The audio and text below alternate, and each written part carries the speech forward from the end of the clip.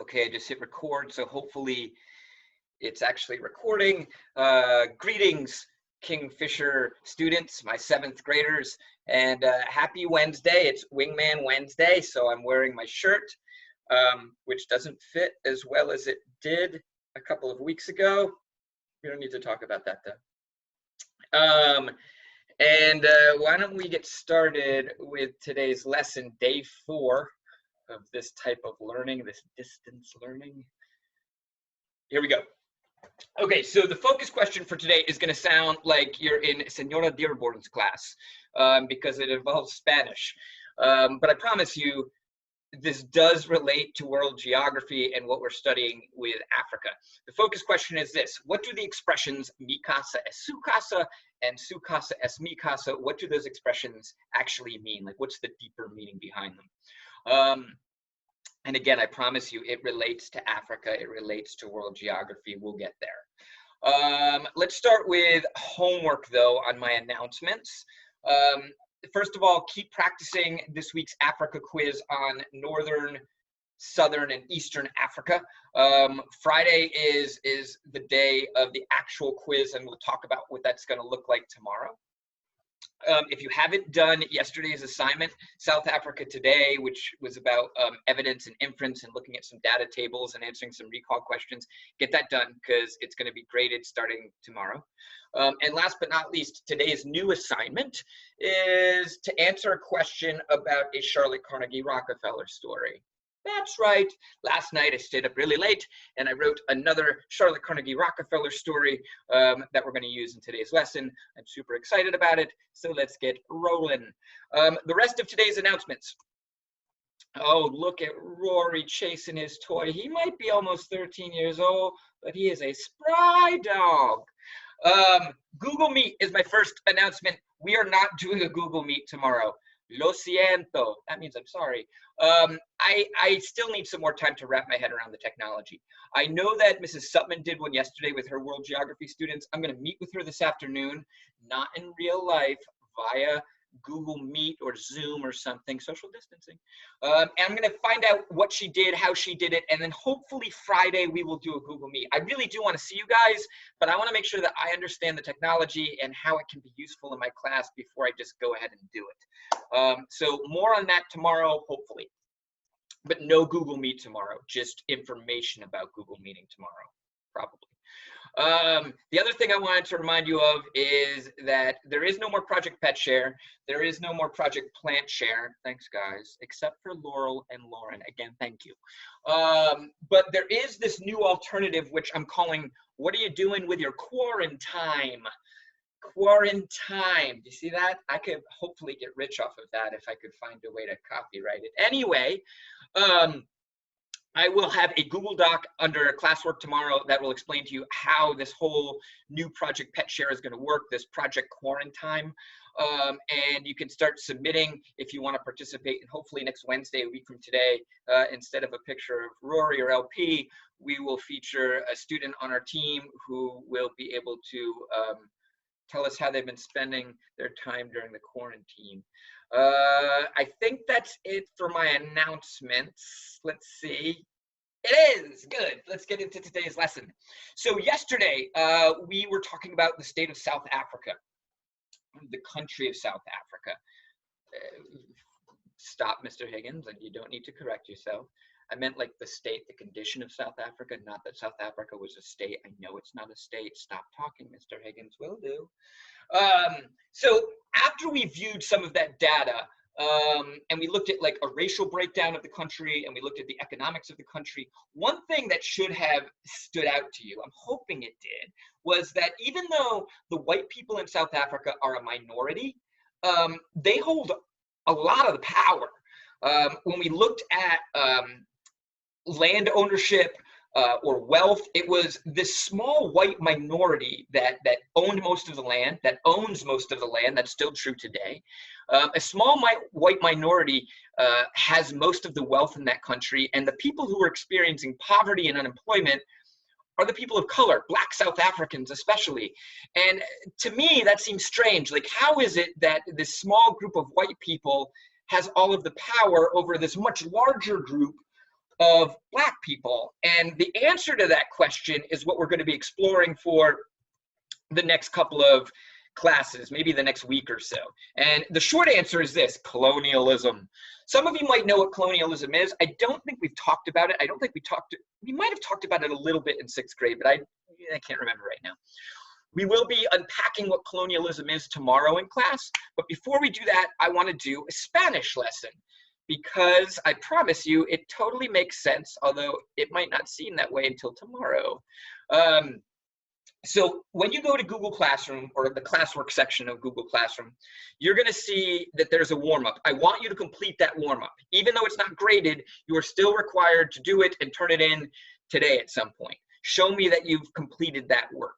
And the purpose is to teach you a little bit of Spanish or refresh some of your Spanish. Essentially, I want to know, do you know the difference between these two expressions? So first, I'm going to have you use a Spanish to English dictionary, which I'll provide you with. It's right on the worksheet.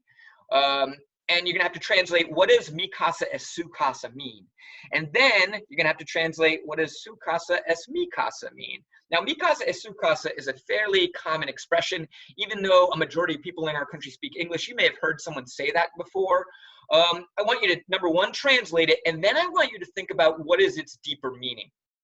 Not just a word-for-word translation, but what is someone trying to say to you if, when you go to their house, they say, mi casa es su casa? And what is someone trying to say to you if they come to your house and they're like, su casa es mi casa? My tone may have helped you out a little bit there.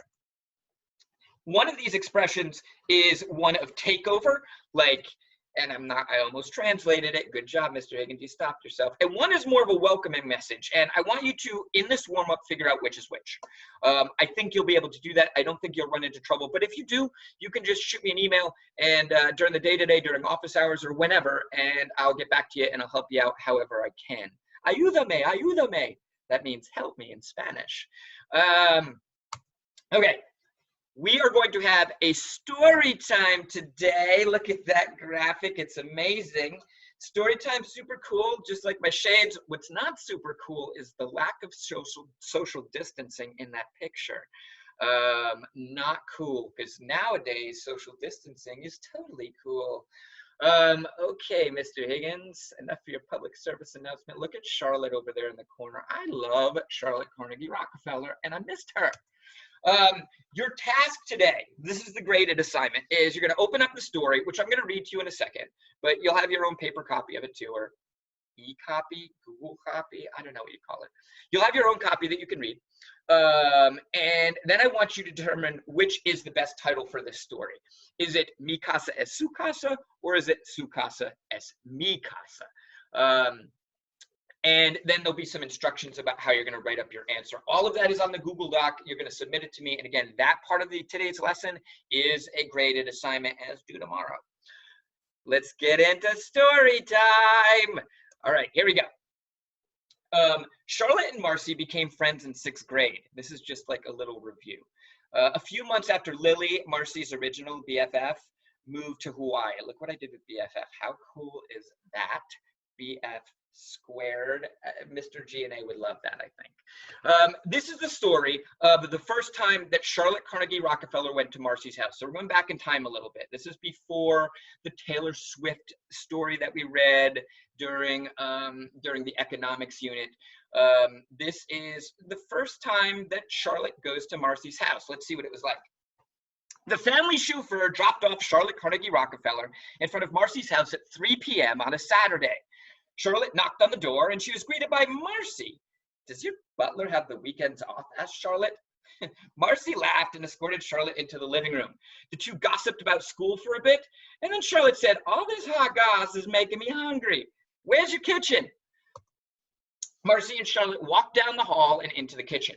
Charlotte opened up the refrigerator and squealed, "OMG, I love La Croix! I only drink beverages that sound French." She grabbed the last can of La Croix, cracked it open, and guzzled down half of it in a single gulp. Charlotte, those are my mom's, and I'm pretty sure that was the last one. She's not going to be happy about this. Oops, Charlotte replied with a fake French accent.